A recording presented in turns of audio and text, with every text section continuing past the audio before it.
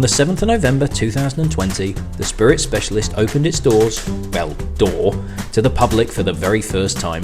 Just a few days after the UK went into a second lockdown, I launched a new retail business offering some of the world's most exciting spirits to a general public who basically couldn't leave the house.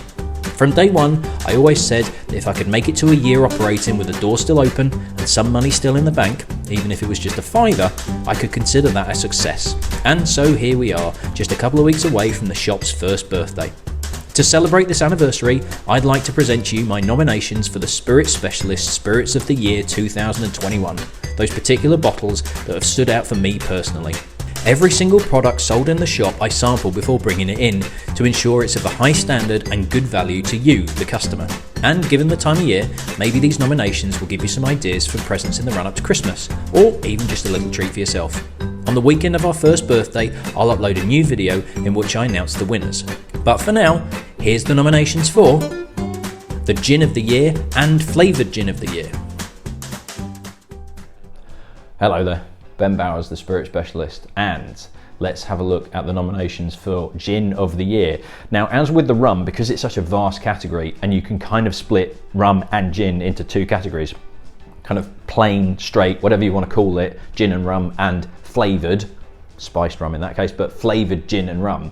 I'm going to split gin into those two categories. So I'm going to have a Gin of the Year, which is technically like the equivalent of a London dry gin, a botanical gin, an unflavoured gin, even though there is kind of flavour differences between them because of the botanicals that have been used. And then I will also do a flavoured gin of the year, and it should be pretty obvious why we're separating the two.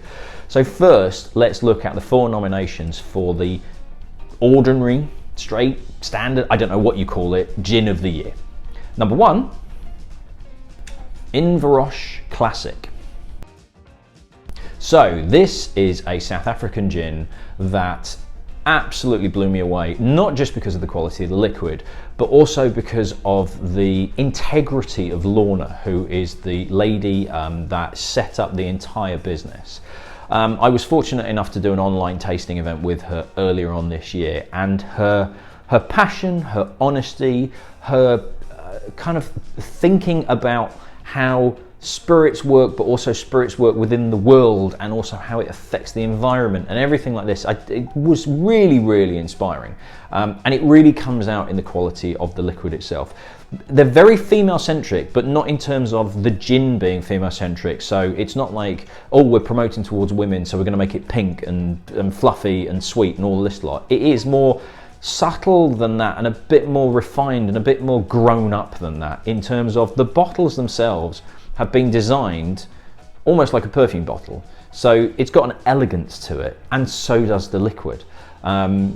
Interestingly, and it's well worth looking at in terms of the floral kingdoms around the world, and there is 5 around the world, but the smallest, and it is absolutely tiny, is the Cape Fynbos, which is literally that tip of South Africa. That is it.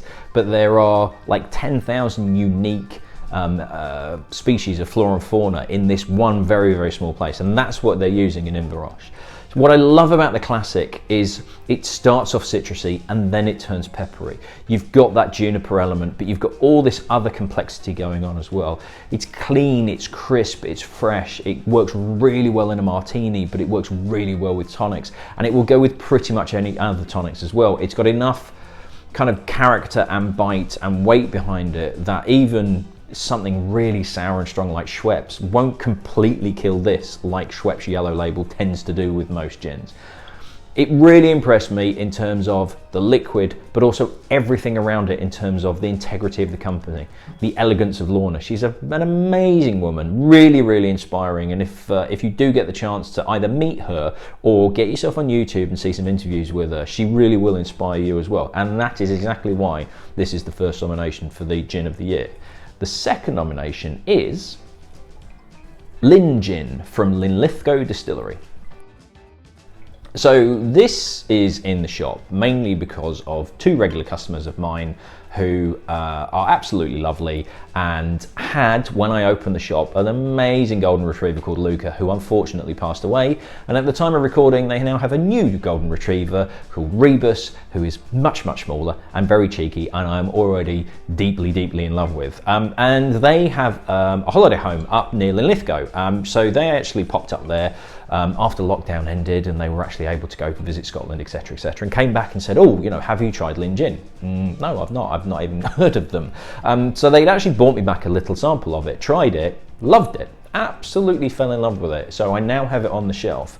So they're not a massive distillery, family owned, not being over that long. I think 2017 by recollection. Probably should have done some research before I filmed the video, but never mind. But what I love about this, now this is the old style bottling.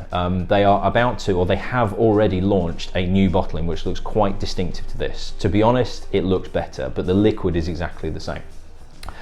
What I love about this is there is a slightly fragrant element, but it's not a floral fragrant. It's kind of, it reminds me of like lemongrass.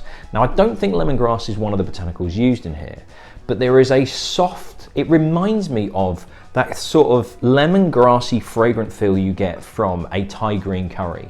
It's kind of fresh. There's not quite mint in there, but there is that kind of like slightly sweet, slightly fragrant lemongrass, bison grass as well, that sort of feel to it, which makes it refreshing. There's a lovely texture to it as well, but it's lighter. And it's that slight sweet, but it's not a sweet gin. By no means is it a sweet gin, but I love that complexity of flavors that's in here. I do think they absolutely deserve a lot more recognition than they're getting, but based on the liquid, I think they will get there in the end. I think this is a fantastic gin. I think it's another really good martini gin. You don't really want to go OTT with the vermouth, to be honest. This isn't really one for a red vermouth. It needs like a slightly drier Blanco vermouth to offset that type of martini, you know, not the kind of big, you know, red vermouth, sweetness, all of that lot. You want something a bit crisper, a bit cleaner. French 75, this works really, really well, to be honest, because that fragrancy comes through, particularly with quite a nice dry champagne. It complements that wininess as well, absolutely brilliantly. So well-deserved nomination. The third nomination is Isle of Ramsay Gin.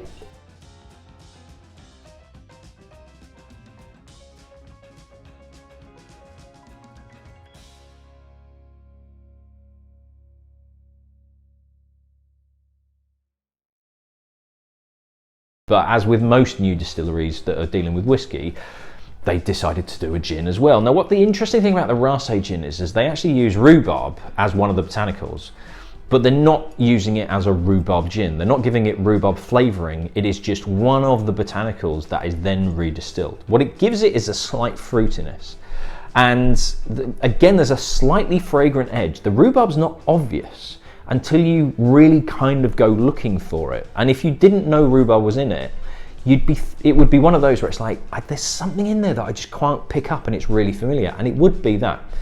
Again, another really easy drinking sipping gin, as well as being absolutely cracking for martinis, that sort of thing. Now this is a martini gin that you can do with Rosso vermouth because you've got that slight fruitiness to it as well.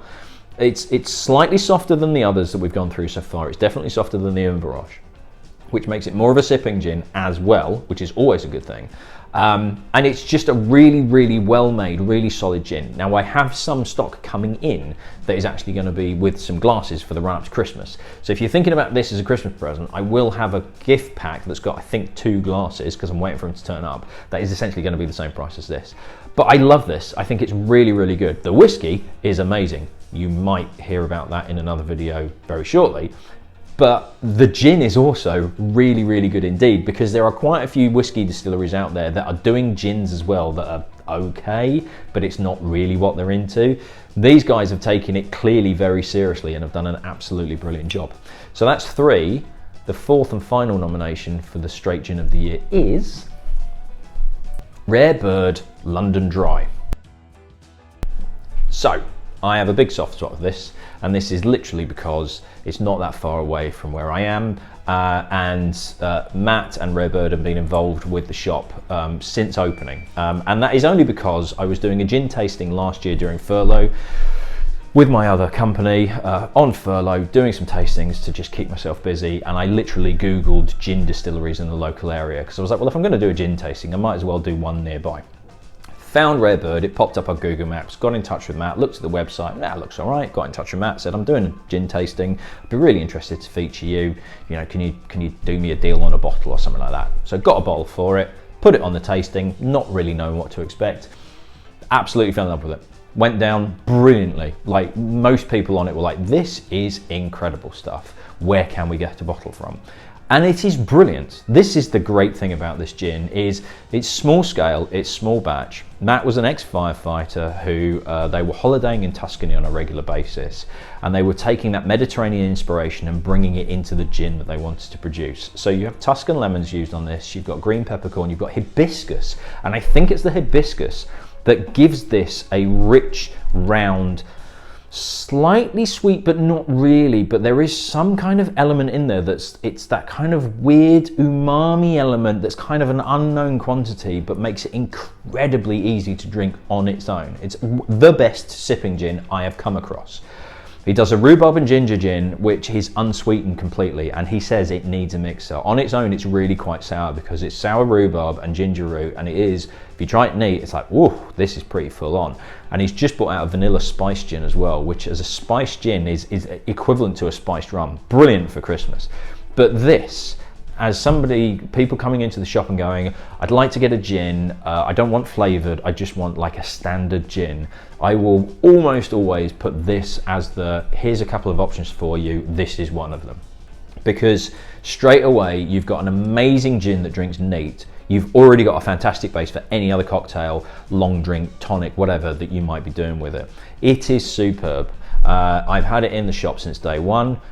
Matt has been, really good supporting in terms of, you know, he drops the stock off, you know, he comes down, he's doing pretty much everything, not quite by himself, he's got some staff with it, but you know, he's still growing his business. So if you're near Malton, anywhere near Malton, do go and visit the distillery. I still haven't had a chance to go yet, but you know, just based on him and his gins, I would heartily recommend that you do actually go and have a look at it. Great gin, really, really good. Was always going to be a nomination. As soon as I knew I was going to do Spirits of the Year, it's like, well, I've got to do Rare Bird as a nomination because I think it's absolutely brilliant. So those are the 4 nominations for the Gin of the Year, Standard Gin of the Year, however we're going to categorise this. What we'll go to now is the Flavoured Gins of the Year, and the first nomination for that is Sheffield Distillery Rhubarb and Custard Gin.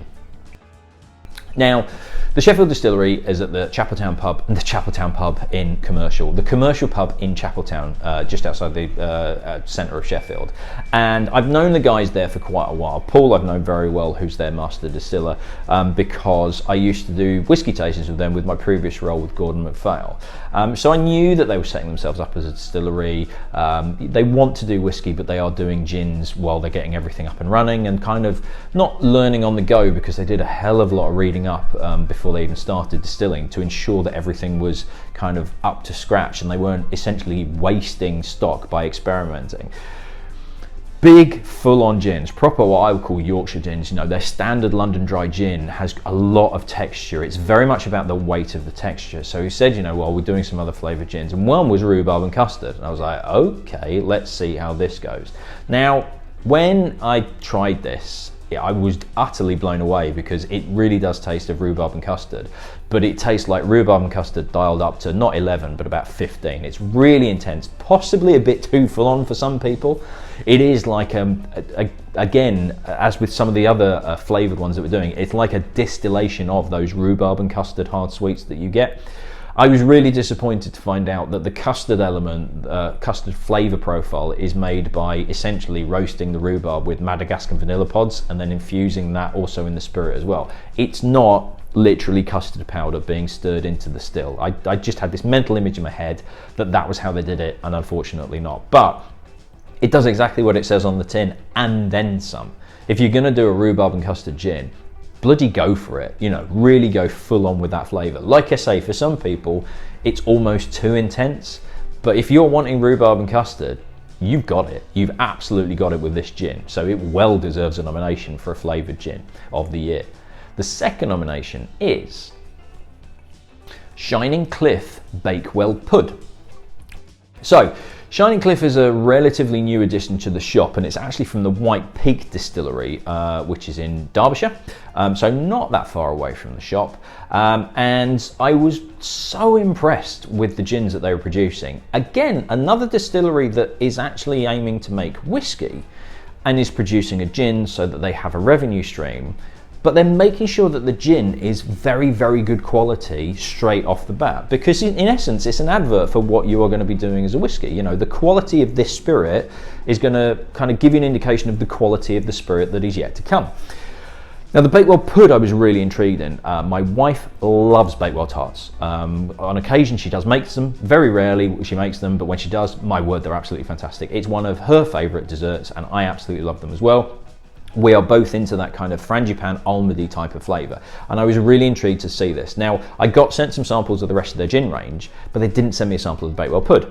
So I got in touch with the sales manager and I said, I would have actually liked to try that. And he was like, no, I wasn't sure whether that's what you'd be going for. You know, I thought you would have wanted the straight gins. I was like, no, I want to see what this is like. He said, well, it's not what you expect. It's not what people would consider a Bakewell tart gin. And my instant reaction was, well, good, because that's not what I want. Because a lot of people will see a Bakewell tart gin and think of these bright pink, and yes, this is pink, but you know, that almost neon pink, sickly sweet with like garish labels on it going, oh, it's a Bakewell tart. And they normally do other kind of cakey flavors that are super sweet, super artificial, you know, really sickly, really heavy on like the sweet cherry, and there's a bit of marzipan-y flavor in there, but it's sickly sweet and horrible, and it's normally a liqueur, and you've got to mix it with something else because it's barely undrinkable. And Kane was like, this is not that. I'm like, good, because that's not what I want. This is so refined, so subtle, so clever, so well done. The best way I can describe it is this is like Heston Blumenthal has deconstructed a Bakewell pudding, because in Derbyshire, which is where Bakewell is, it's a Bakewell pudding, not a Bakewell tart. But it's like Heston has taken that and deconstructed those flavours and separated them all out so that you can taste each part individually, but you get the essence of that rather than it's smashed in, covered in sugar, covered in icing, sickly sweet and horrible. This is so delicate and subtle and clever. I really admire this, and I admire them for what they've done with that flavour profile, because they've infused cherries. That's what gives you that pink colour. The almond is actually more prevalent than the cherry element here.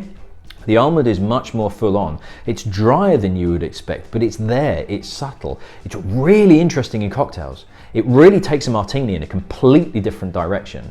You know, you could say I'm going to make a Bakewell tart martini, and people will be thinking about something really sweet that you'd probably find in a cheap bar that's going to be really sickly. No, Bakewell tart martini with this, totally refined. Very subtle, really, really surprising. And that's what I love about this. And that is why it's a nomination, because it takes something and goes in a completely different direction to what you would expect and absolutely nails it. So we are 2 nominations down. I just had to check how far I'd gone because I got rambling too much. Let's go on to number 3, which is Tarquin's British Blackberry Gin. Now, this was also known as Tarquin's Brilliant British Blackberry Gin, which is a bit of a mouthful. And also, when you're reading it for the first time, you're thinking, that's a bit presumptuous, isn't it? Now, Tarquin's, the reason I got this in was I had somebody that came in and asked for it, and then also somebody else came in and was asking for pastis. And I found out that Tarquin's do something called Cornish pastis. And I thought, well, I've got to get it in just based on the name alone. Saw this, tried it, fell in love with it, got the rest of the range in. So I've now got Tarquin's Gin and also the Twin Fin Rums, which we've referenced in the rum nominations.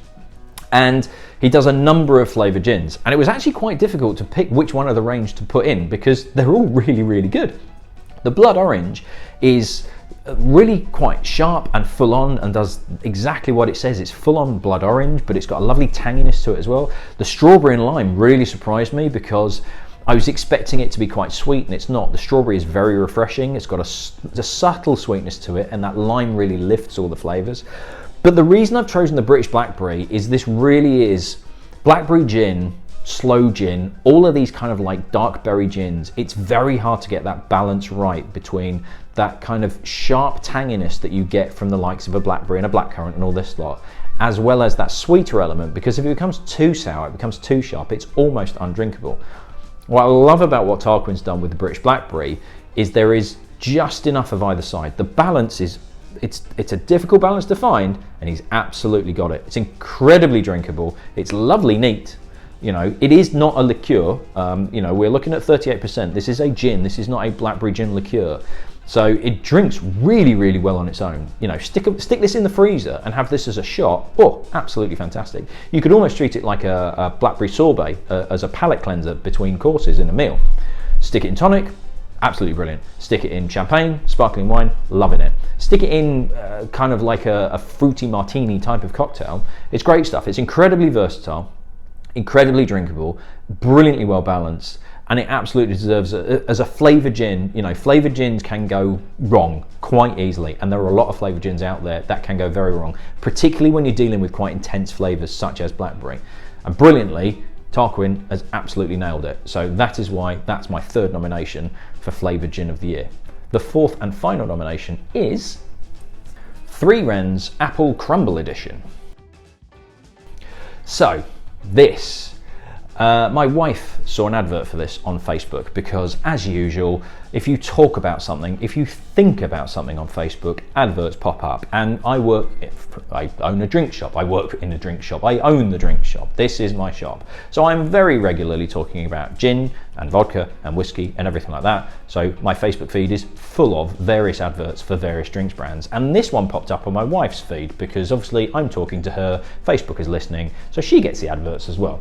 And the Three Wrens range popped up and she said, oh, these look nice. And apple crumble sounds interesting. Can you get in touch and, you know, see if we can try it to think about getting in the shop? And I was like, apple crumble? Really? You know, a bit like the Bakewell tart and a bit like the rhubarb and custard and all this lot. There's so many flavoured gins out there that are saying, oh, we taste like this. And you try them and they're just syrupy, artificial crap. It's just nonsense. They're like 20 quid a bottle. You can find them in like B&M and Home Bargains. They've got bloody awful garish labels on them. They're full of artificial flavours. They're full of colourings, and it's just jokey stuff. And you've got to mix it with loads of other mixers and loads of tonic or loads of fizz or whatever, just to kind of dampen down that sickly sweetness that they're doing. So my first reaction, as soon as I hear about or see any kind of flavoured gins, is I hope this isn't going to go the way I think it could go. So I got some samples from Nick, lovely fella at Three Wrens over at Chumley in Cheshire.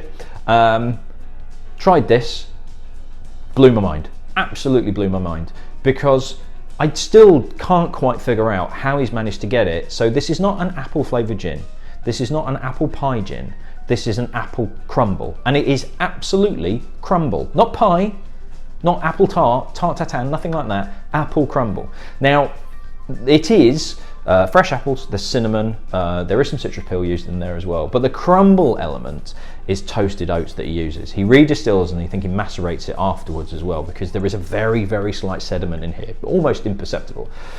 But there's a slight sediment, which is, I think, the remainder of those toasted oats. And that's what gives that crumble element. And to come up with that flavour profile and evoke an apple crumble so clearly, so cleverly, without being sweet, without being artificial, this is really, really subtle. This drinks so well on its own.